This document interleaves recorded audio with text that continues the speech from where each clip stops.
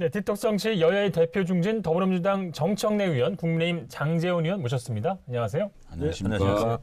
2주 만에 뵈니까 더 얼굴 좋아지신 것 같습니다. 하우지요, 후지에. 예. 아우 저는 청문회 두 번 한다고 네. 굉장히 힘들었습니다. 예. 우리 정청래 의원님께서는 최근에 이제 SNS 활동 원래 좀 열심히 하셨지만 요즘에 좀 기사화가 좀 많이 되고 있는 것 같습니다. 좀 어거지야. 근데 뭐 하루 이틀의 일이 아니잖아요. 뭐 그렇게 어거지를 부려요, 근데. 뭘 의지해요? 어거지죠. 아니, 합리적으로 좀 나경원, 비판해야지. 오세훈. 아니, 총선 패배, 패전 처리용, 땡 처리용이냐? 뭐 틀린 말 아니, 아니잖아요. 그거는 같은 지역구에서 또 이렇게 경쟁을 하다가 누구는 당선되고 누구는 낙선될 거 아닙니까? 근데 그 낙선자가 새로운 또 도전을 하게 되면 그것을 그렇게 비판하는 거에 대한 그건 좀 문제가 있지 않느냐 이런 지적이었는데 그게 뭐 또 뭐 땡처리라고 또 아니, 얘기하면 그냥 하려면 깨끗하게 조건부 이런 거 붙이지 말고 출마하시지 그랬냐? 이 정도 얘기했어요. 고민정으로서는 할 만한 거 아니냐? 예. 그랬더니 또 제가 쓴 기사를 링크해가지고 흑기사도 또 저질이라고. 와, 난 진짜. 그러면 제가 만약에 뭐 낙선한 사람들이 청와대에 또 들어가잖아요. 비서관으로도 들어가기도 예. 하고. 그럼 청와대는 땡처리냐, 땡처리하는 데냐 이렇게 얘기하는 거는 좀 너무 매몰차지 않나요? 자, 오늘도 뭐 분위기가 만만치 않을 것 같은데요. 틱톡정치 룰 소개하고 토론 시작하겠습니다.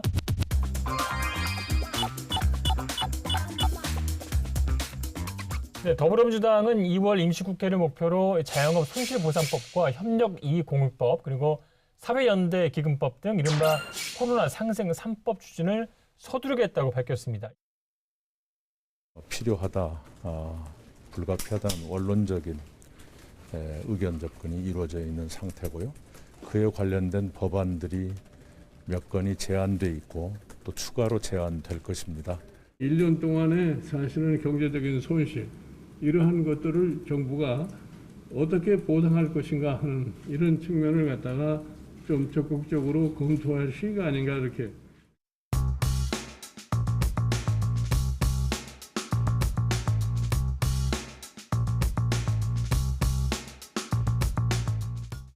손실보상법은 말 그대로 이제 코로나19로 인한 소상공인 그리고 자영업자의 손실을 국가가 이제 보상해주겠다는 건데 각 당의 이 법안에 대한 취지와 좀 입장을 좀 묻고 싶습니다. 당의 입장을 떠나서요. 예. 지금 우리가 방송에서 이런 문제를 가지고 토론할 때가 아닙니다. 아닌가요? 빨리 해야 됩니다. 음. 제가 그 매달 넷째 주 토요일 날은 민원회를 하거든요. 대부분의 민원인들이 울고 가시는 거예요. 자영업자들입니다. 예. 식당 하시는 분들이에요. 이건 천재지변이거든요. 천재지변을 통해서 국민들이 기본권을 제약받고 있는 거예요. 사상구 감전동에 지붕의 집이라고 있어요. 감전동인데. 예, 감전동에 지붕의 집이라고 맛있습니까? 계시는데 회가 예. 정말 싱싱하고 회를 이렇게 썰기에 따라서 이게 맛이 좀 달라요. 그러니까 회를 이렇게 딱딱 썰어가지고 그냥 한 그릇 30을 내주는 거예요. 그리고 예. 상추도 자기가 갖다 먹고. 나를 보자마자 울더라고요. 예. 이런 분들이 지금 거의 길거리에 나앉게 생겼는데 이거를 가지고 뭐 여야가 되니 안 되니 이렇게 할 문제는 아니거든요. 그러니까 9시 이후에는 정말 다 불이 꺼져가지고 약간 의심스럽고 그렇기도 하더라고요. 그러니까 이 예. YTN에서 나가서 DMC 역할. 우회전해서 이렇게 쭉 가다 보면 DMC 쪽으로 예. 가다 보면 뭐 순댓국집 항상 많지 않습니까? 예. 없어요. 만주점 항상 많았죠. 없어요. 그 뒤에 그 누룽지 그 닭집 있잖아요. 치킨집. 네. 예. 거기도 밖에서 대기하고 있었거든요. 예. 아예 없어요. 국회에서 뭐 손실의 몇 %를 보장하자, 어떻게 보장하자라고 논란이 자꾸 생기면 오히려 이 법안이 늦어요. 국회에서는 어떻게 예산을 확보할 것인가. 예. 전체 규모만 딱 정해주고 그 규모 안에서 그 손실보상위원회에서 그 영업 제한을 한 데는 몇 프로를 줄 것이냐, 영업 금지를 한 데는 몇 프로를 줄 것이냐 이런 것들을 정해서 빨리 지급을 해야 됩니다. 그래야 버틸 수 있거든요. 장제원 의원님 말에 100% 동의. 영업손실보상법은 여야가 크게 이견이 없습니다. 대한민국이 그래도 K방역의 모범을 보일 수 있었던 것은 집합금지, 집합제한 그런 상인들의 눈물 덕분이다. 예. 그래서 이분들에게는 빨리 손실을 보상해야 된다 하는 게 이제 저희 정부 여당의 입장이기도 한데 독일, 영국, 프랑스 해외 사례도 보더라도 우리처럼 영업손실 이 보상법을 이미 시행하고 있고요. 그리고 이미 보상을 해주고 있더라고요. 그래서 우리도 이제 거의 처음 하는 거기 때문에 그 해외 사례까지 좀 이렇게 준용을 해서 이거는 장제원 의원님 말씀대로 화급을 다투는 일이다. 2월 국회에서 반드시 처리해야 된다 이렇게 생각합니다. 두 분의 의견이 비슷해서 제가 또 여쭤보겠는데, 그래서 네, 저도 이제 알고리즘에 딱 보니까 이제 이런 걸 가지고 이제 이런 주제로 토론할 것 같더라고요.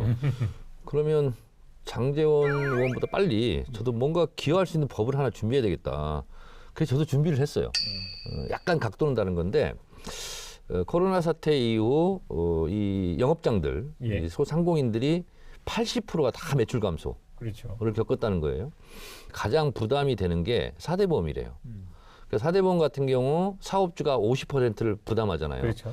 그래서 재난 기간에는 이 4대 보험의 50% 사업주가 부담하던 것을 국가와 지자체에서 보존해 주는 걸로. 그래서 이 법도 제가 냈는데 장제원은 좀 협조해 주시기 바랍니다. 저는 강원래 보호법을 준비 중에 있습니다. 아. 강원래 씨가 또 요즘 예. 또 이렇게 그분의 말씀하시는 게 사실 지금 현재 자영업자가 느끼는 걸 그대로 말씀하시는 거예요. 사실은 뭐 K 방향이 실패했고 꼴찌다 이 얘기는 감정이 격해서 나온 얘기라고 보고요. 어쨌든 그만큼 지금 절박하다는 거거든요. 각종 공과금, 또 임대료를 어떻게 고통분담할 것이냐, 또 대출금을 또 어떻게 유예해 줄 것이냐 이런 패키지를 만들어서 이제 그렇게 좀 법안을 발의해서 함께 논의했으면 좋겠고요. 그러면 제 법안에 공동 발의하시고 공동 발의해요 같이. 저도 그럼 공동 예, 발의해요. 예. 근데 중요한 게 어떤 이번에 민주당에서는요 세출 조정을 좀 해줘야 됩니다. 550조면 정말 장담합니다. 올해 결산할 때 10% 정도는 불용 나옵니다. 그 불용 나오는 거 확 좀 이 예. 손실보상금으로 돌리고요. 모처럼 야당다운 모습을 봅니다. 잘했어요. 네? 예. 예를 들면 국가가 최대한 쥐어 짜낼 수 있는 예산의 규모가 얼마냐. 예를 들어서 뭐 100조다, 뭐 80조다. 거기에 따라서 70%를 할 건지 65%를 할 건지 60%를 할 건지 그런 방식으로 좀 정하면 될 것 같고 피해자 현황을 다 조사하자. 그럼 조사하는 기간도 필요하고요. 그렇죠. 그리고 그건 지금 그럴 시간이 불가능하잖아요. 없어요. 시간도 네. 없고 하다 보면은요 또 과도하게 산정될 수 있고 그러면 이게요 눈덩이처럼 불어나가지고 나중에는 오히려 기대가 컸는데 기대 뭐 몇 프로밖에 안 된다. 이런 방식보다는 전체 가용할 수 있는 국가 예산이 어느 정도냐. 먼저 그걸 산정하고 그 다음에 거기에 따라서 이렇게 세팅을 하면 될 것 같아요. 정말 100% 동의합니다. 그게 맞아요. 네, 그게 맞아요. 최소한 그래서 손실보상법에 대해서는 뭐 이 자리에서는 여야가 합의를 이뤄갈 될 것 겁니다. 같고요. 그건 될 거예요. 자, 그런데 나머지 두 법안에 대해서는 조금 이견이 있을지도 모르겠다는 좀 생각이 드는데요. 협력이익공유법 그리고 사회연대기금법인데 코로나19로 더 심해진 양극화를 이제 해소하는 그런 차원인데요. 정부보다는 뭐 대기업이라든가 아니면 뭐 은행, 뭐 플랫폼 기업 이런 데에서의 참여 또 양보가 필요한데 정경련도 그렇고 일단은 재계는 반발이 좀 심한 것 같습니다. 이 부분에 대한 의견 좀 어떻습니까? 제가 먼저 말씀드리면요. 플랫폼 회사나 IT 회사가 있다. 전자상거래. 네. 그럼 거기 납품하는 회사들이 있을 거 아니에요. 그 납품 회사들이 많으면 많을수록 그 플랫폼 회사, 모기업, 대기업이라고 할 수 있는 이익은 많잖아요. 네. 그러면 그 이익을 좀 공유하자. 예를 들면 수수료를 좀 깎아주고 그리고 납품하는 업체의 마진율을 좀 높여주자. 예. 근데 이렇게 하는데 법률적, 제도적 장치가 좀 필요한 영역이 있더라고요. 그런 것은 최소한의 범위에서 기업의 자율적인 참여를 독려하는 차원에서 좀 법과 제도를 만들 필요가 있는 것을 하자 이런 주장입니다. 자율적으로 유도를 하는데 왜 법을 만듭니까? 이게 입법 과잉이에요. 코로나 때문에 또 성황되는 업종, 그 업종의 주주들이 모여서 우리가 이번에 이익을 많이 냈으니까 또 이익을 많이 내면 당연히 세금을 많이 내요. 네. 거기에다가 무슨 법을 만든다는 게 이게 기본적으로 이 시장 경제의 논리에 맞지도 않아요. 이거는 문화를 형성하는 그런 게 중요한 거지. 이런 거를 또 법으로 내놓는다는 거는 오히려 전체적으로 우리 사회의 통합이라든지 이런 거에서 또 그 분열이 생기지 않겠습니까? 저는 이건 옳지 않은 법이고요. 예. 이제 이렇게 이견이 있을 수 있어요. 예. 근데 어쨌든 지금 코로나 사태를 맞이해서 어쨌든 콩 한 쪽도 나눠 먹고 우리 살자 이런 분위기 속에서 저희가 과하지 않게 그걸 좀 유도하는 그런 나름대로의 느슨한 가이드라인 이런 것은 법과 제도가 좀 필요하지 않느냐 이런 생각을 합니다. 네, 전 걱정되는 게 그거예요. 또 민주당에서 코로나 3법이라고 해가지고 이 3법을 또 국민들한테 또 이게 보여주기 위해서 또 이 손실보상제도마저도 이렇게 또 뭐 이렇게 빨리 통과가 안 되면 어떡하나. 아니 우리 국민들은 IMF 있을 때요 집에 장롱에 있던 금을 내놓은 국민들이거든요. 어려워지면 그렇게 하는 국민들이에요. 이거를 굳이 법을 만들 생각하지 마시고 지금 시장 경제에 맡겨놔야 된다. 그렇죠. 보여주기식으로 3법이니 뭐니 제발 좀 네이밍 좀 하지 마세요. 귀당 측에서도 이명박 그놈의 네이밍 대통령 때도 정말 오히려 좀 임대차 무리하게 3법에서 성공했나? 그러니까 뭐 민주당도 처음에 얘기했다가 약간 이제 기업 비틀기라는 비판이 좀 나오니까 좀 더 자율적으로 사회연대기금 경우는 뭐 업종과 목표 이런 걸 특정하지 않겠다 이렇게 좀 뭐 밝힌 것 같고요. 그러니까 저희가 얘기하는 것은 협력이익 공유제는 좀 자율적으로 그렇게 유도하고 그렇게 해도 서로 윈윈할 수 있는 거기 때문에 누가 손해가 아니다. 지금 이 얘기 다 한 발 빼는 거예요 지금. 이낙연 대표가 이익공유제 얘기해가지고 몰매 맞으니까 뭐 이게 뭐 그렇게 뭐 강제로 하는 것도 아니다. 무서운 법 아니다. 지금 계속 한 발 빼는 거지. 뭐. 한 발 빼는 게 아니라 저는 이낙연 대표가 얘기한 이익 공유제 있잖아요. 예. 그 개념 처음에 얘기할 땐 사실 관심이 없었어요. 근데 제가 이제 여러 방송 이제 근데 그만큼 이제 말이 힘이 빠진 거예요 이낙연 대표가. 토론 나가려다 보니까 사면 얘기 잘못했다가 이제 힘이 빠진 협력 거예요. 이익 공유제를 정청래 의원이 그러니까 관심을 가지지 않아도 될 만큼 협력 이익 이낙연 대표의 공유제가 말이 이제 권위가 잘못 없어진 거야. 전달됐구나. 이렇게 생각하고 제가 이제 이 협력 이익 공유제의 전도사가 된 거죠. 그러니까 정청래 의원이 더 그 예의에 힘이 있다니까요. 이거를 띄워주는 겁니까? 그리고 저는 좀 모범적인 기업이 나왔으면 좋겠는 게 코로나 때문에 오히려 더 활황을 실제로 많이 있습니다. 많이 있지 않습니까? 예. 전자상거래, 뭐 배달 회사 이런 데는 우리 참 국민들의 고통 속에서 우리가 돈을 너무 많이 벌었다. 평상시보다 너무 많이 벌었으니까 우리가 몇 프로 이 정도 내놓겠다. 이런 좀 아름다운 선행 이런 것도 있었으면 좋겠어요. 그렇게 될 겁니다. 예. 예, 그렇게 다 자발적으로 하는 국민성을 가진 나라이기 때문에 오히려 정치인들이 이런 얘기 막 하잖아요. 그럼 기업들이 부담 느낍니다. 정치인들이 이런 얘기 안 하는 게 낫습니다. 아니 내가 얘기를 하고 나니까 그때 또 그런 얘기를 하네. 아니 우리 정청래 의원께서 사회적 영향이 워낙 크고 한마디 하면 모든 언론에서 기사를 받으니 제가 하는 말이에요. 그 안철수 대표는 근데 이 법안 세 개를 두고 이제 폐륜 3법 뭐 이런 표현을 글쎄 했어요. 난 그 안철수 대표가 왜 그런 얘기했는지 모르겠는데 제가 뭐 안철수 대표 대변인도 아니고 그 부분은 저하고 생각이 완전히 다릅니다. 그러니까 그분이 이거를 이견이 있다. 나는 생각을 달리한다. 이 정도 몰라도 폐륜. 아니 무슨 국민들 한번 살려보자는 것은 방법은 다 다를 수 있잖아요. 그리고 생각이 다르고 이견이 있을 수 있잖아요. 그거 가지고 폐륜이라고까지 모는 것 자체가 저는 더 이상하다 이런 생각이 듭니다. 예. 근데 코로나19 피해 보전과 관련해서 이제 4월에 재보궐 선거가 있기 때문에 너무 이제 보궐선거, 재보궐선거를 앞두고 선심성으로 좀 퍼주기가 아니냐라는 지적들이 있는 것 같습니다. 야당 입장에서는 충분히 경계하고 그런 말을 할 수 있다고 봐요. 근데 사실 있잖아요. 국가정책이라는 것이 선거 아닌 애가 거의 없습니다. 이번에는 그냥 서로 토달지 않고 그냥 관계없이 이렇게 했으면 좋겠다 이런 생각이 들고 아마 그것은 야당도 같은 생각이라 믿어요. 정직하게 얘기하면 걱정은 됩니다. 예. 아무래도 이런 상당한 돈이 풀리고 그렇게 되면 야당이 불리한 거는 당연하겠죠.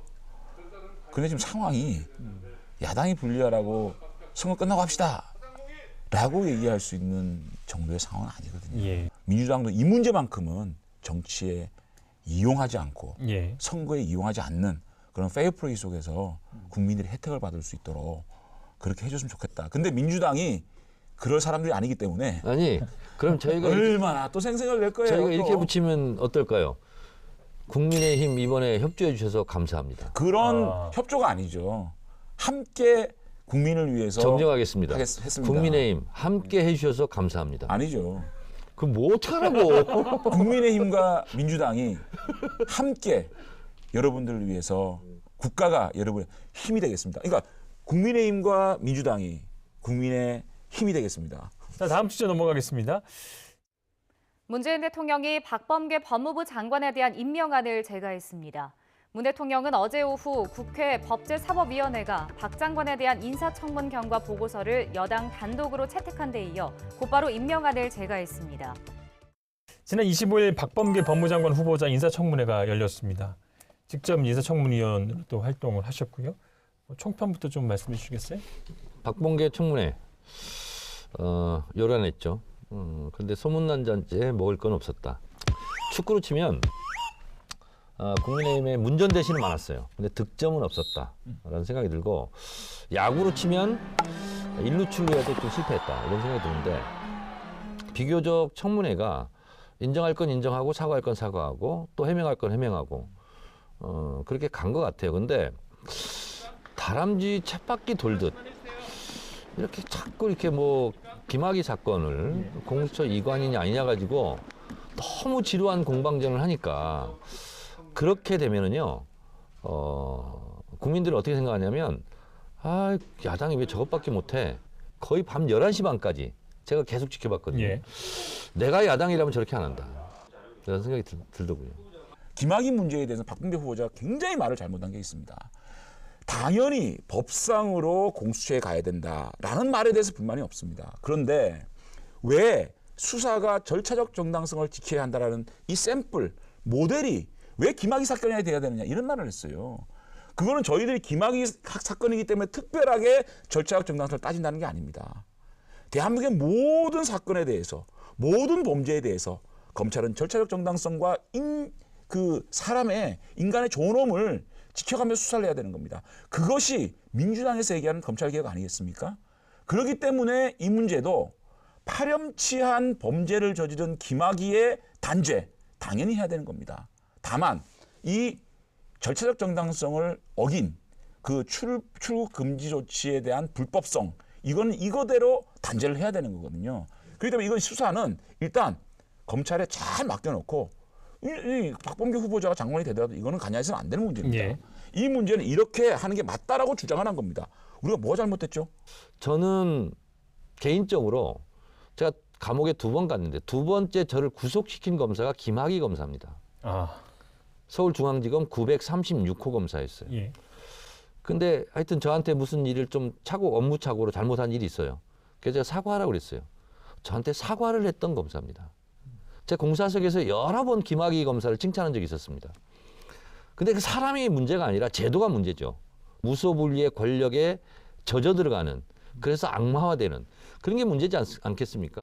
김학의는 모든 국민의 공분을 불러일으킨 피의자예요. 예. 범죄자입니다. 예. 오히려 그때 출금을 하지 않았으면 해외로 도피했다는 것이 그러면 옳았다는 얘기냐.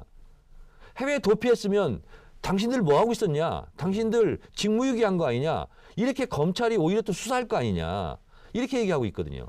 그래서 절차적 정당성이라는 명분으로 오히려 국민들의 공분을 불러일으킨 김학의 차관을 감싸는 듯한 국민의힘의 모습을 보임으로써 국민의힘이 굉장히 손해를 본 장사가 됐다. 이렇게 보면은 생각합니다. 이게 덮어씌우기는 전공이에요. 전공 덮어씌우는 거는. 검사가 출국 금지 조치하는데 위조를 해요. 지금 말단 검사가 어떻게 됩니까? 이거 밝히는 게 정의 아닙니까? 그다음에 청문회에서 아까도 얘기했어요. 풀텍스트 12시간 보십시오. 국민의힘이 김학의를 갖다가 보호했냐고요. 왜 자꾸만 프레임을 만들어가지고 덮어씌우려고 그래요. 관련해서 시청자 질문이 들어와 있는데 한번 들어보고 답변 들어보겠습니다. 안녕하세요. 서울 진관동에 사는 박성수입니다. 지난주 알고리즘에서 청문회 발전 방향에 대해 이야기해 주셨는데요. 청문회가 진짜 후보 역량을 파악하는 데 도움이 되는 것인지 궁금합니다. 제가 청문회 전문 국회의원입니다. 27번, 그러니까 20대 국회 27번의 청문회를 했어요. 가장 큰 문제는 증거 제출이에요. 그러니까 자료 제출의 요구에 응하지 않습니다. 그렇기 때문에 자료 제출이 없으면 우리가 수사기관도 아니고 이거를 파악할 수가 없어요. 자료 제출에 대해서 강제성을 부여해야 됩니다. 미국형 청문회를 모델로 삼아서 제가 창의적인 대안을 하나 내자면요. 거기는 예를 들면 세금 관계 같은 국세청, 범죄정보 같은 경우는 뭐 FBI 뭐 이런 식으로 미리 석 달간 예. 다 검증을 합니다. 한 1000개 정도 질문이 된다고 그래요. 다 체크해가지고 다 검증을 해본 다음에 문제 없으면 청문회장에 내보낸다는 거예요. 그래서 도덕성 검증을 굳이 할 필요가 없다는 거예요. 국회에서. 그리고 나서 정책 질의 중심으로 이제 한다는 거죠. 그래서 우리도 이걸 좀 준용해서 제기되는 의혹들에 대해서 한번 1차적으로 걸러서 그 결과를 여야 의원들한테 보내주면 좀 시간의 소모가 좀 적지 않을까. 그리고 그 시간만큼 정책 청문회가 되지 않을까. 그렇게 한번 생각을 해봤습니다. 예. 뭐 시청자께서도 많은 이제 좋은 답변 됐을 것 같고요. 최근 정치 현안에 대해서 이제 궁금하신 게 있으면 두 분 의견을 좀 듣고 싶으시면 저희 그 이메일 주소로 동영상을 짧게 촬영해 주셔서 보내주시면 저희가 채택되신 분들께는 선물을 드리도록 하겠습니다. 자, 한 주간에 쌓인 정치 독소를 빼기 위한 디톡스 주스 준비했습니다. 자, 수고했습니다. 감사합니다. 이모경 의원. 예.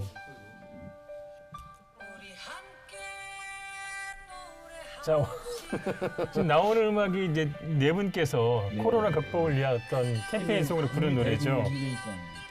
자, 내 노래를 들어보셔야 될 거 아니야. 언제 나오나요? 장재원. 오. 정청래.